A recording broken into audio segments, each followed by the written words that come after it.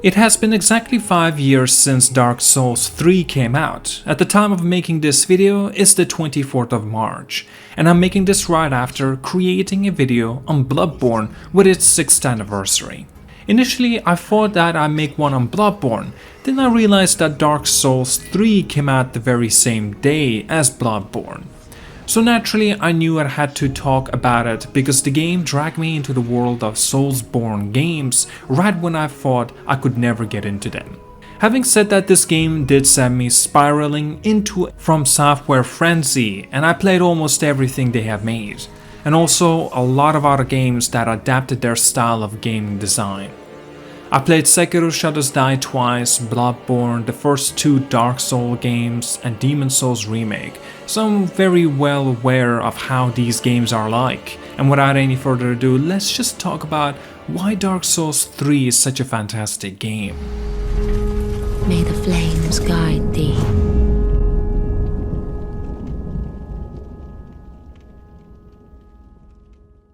Dark Souls 3's gameplay is a furious cycle. The game entrusts you to explore its many worlds, challenges its enemies, and discover all that it has to offer.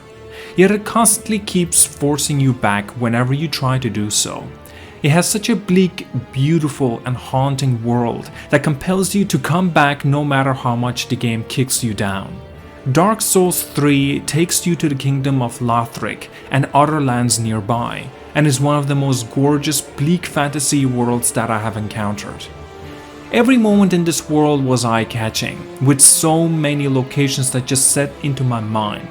My mind was blown when I first reached the top of the rustic stronghold of the High Wall, with a beautiful view of the snow covering the mountains on the side and the beautiful valley below.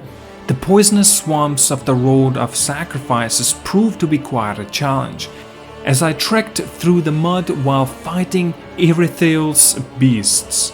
As I got closer towards the gigantic maze that was within the Grand Archives, I realized that this game isn't just a test of skill or willpower, it is a test of mind. Now, from a gameplay perspective, Dark Souls 3 is all about killing and all about dying. I'm sure almost everyone is aware of how challenging Dark Souls games, or just From Software games in general, can be.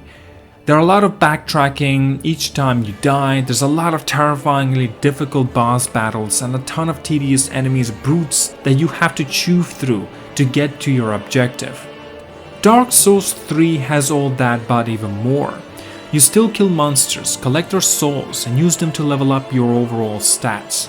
If you die, you get kicked back to the checkpoint or bonfire you last camped at, which sends you on a journey back to collecting those souls you've dropped. Hopefully, you've grabbed them and lived to travel even further this time, but if you died again, well, then you will lose those souls for good.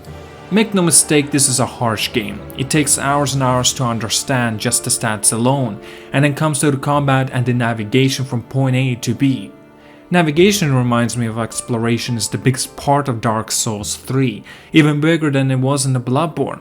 I was so surprised during my first playthrough because even after checking every single corner, nook and cranny, I still wandered up on some of the new story information, gear, mini bosses and full of other secret areas that were just hidden in the game world. To level up your weapons, you have to find crystal lizards who you have to kill and loot titanite, which is important for leveling up special weapons. You can't really move between the higher areas and the lower areas that freely in the game. Yet you can still move from area to area, from multiple small and larger pathways. The map is gorgeous maze, it's so beautiful that you can't help but become lost in its details. The fact that movement from area to area is made slower makes the world feel much larger than that of their previous games. The most interesting part is that the earlier game and late game areas have almost no shortcuts amidst them, so the more you play the game, the more it feels like you've journeyed throughout the world, which provides you a rewarding feeling unlike anything else.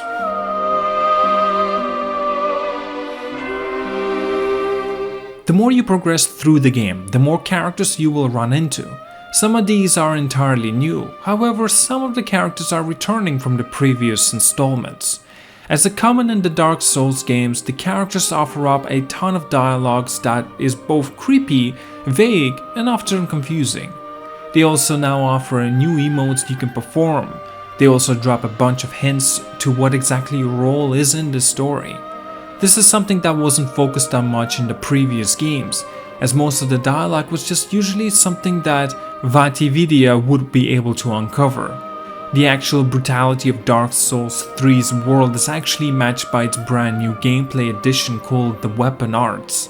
These new combat abilities add a layer of variability, style, and a whole lot of bloodshed to their cemented combat system. These bring some of the nastiest, most over-the-top moments in Dark Souls 3.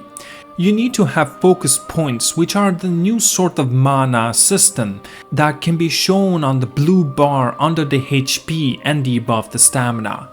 These focus points are very crucial to executing these skills. However, if you run out of the focus points, then these skills use your stamina as a compensation.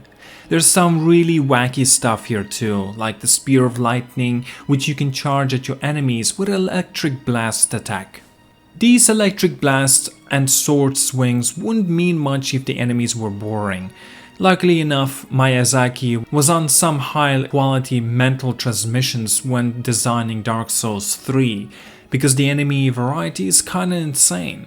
Long-haired scaly-faced suckers, fire witches throwing their fireballs, the terrifying quadrupedal Irithyll knights, and the annoying candle-headed bastards. Some of the above mentioned are annoying to deal with even on their own, but they're usually brought several buddies with them. Now to talk about the bosses, because of how fluid the gameplay is in Dark Souls 3, I found bosses to be much easier than it was in the Dark Souls 1 or 2. This does not mean that any of them were all easy though. Each one took the ever-living life out of me to defeat, and these guys are scary too. Some of the humongous monstrosities that would change their patterns and pace within a millisecond and would leave me dumbfounded. Some of the enemies or bosses took a few tries for me, while others, well, it took a couple of hours. I cannot express the joy I felt when I finally beat the Nameless King. He was an incredibly tough boss, but the way that victory rewarded me, unlike anything else in the gaming. Every single victory in Dark Souls 3 made the game more fun to play.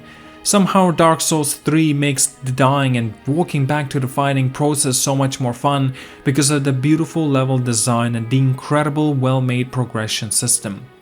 The bosses themselves are so much fun with the engaging battles with beautiful choreography and design. They are animated with real passion, while the music in the background gives us more and more hints as to what their origin and their story really is. The score is a masterful fantasy opera, which brings serenity to my ears randomly when I think about it. To conclude, Dark Souls has always kept its promise on being difficult for a purpose. To further a theme of the desperation, tiresomeness, loneliness, fear and frustration. The game isn't simply difficult for the sake of it, but it brings with it a challenge that you earn for once you've done with it. Dark Souls 3 changes the approach by creating bosses that are much more thematically in line with these stories that Miyazaki created, which threw out the challenges and brought out the emotion to my screen. These changes were quite controversial apparently, and people didn't think the game was difficult enough. However, the game was challenging in its own right. However difficult the game might be or may not be, Dark Souls 3 did an incredible job of sucking me right into its world and never letting me go. Even years after playing the game, I'm always overjoyed anytime someone mentions the game to me so that I can show off my platinum trophy to them. Despite all the criticism that Miyazaki's style gets, Dark Souls 3 is a true classic and an absolute revolutionary game. Guys, if you want to support me, please do consider doing it so through a Patreon. I will leave down links below in the description. You can see these special videos earlier, including with extra rewards as well. Lastly, please guys do check out my full playlist of my special videos. I will leave down links below in the description. All those videos are very special to me. Thank you so much for watching. Like and subscribe. Have a wonderful day.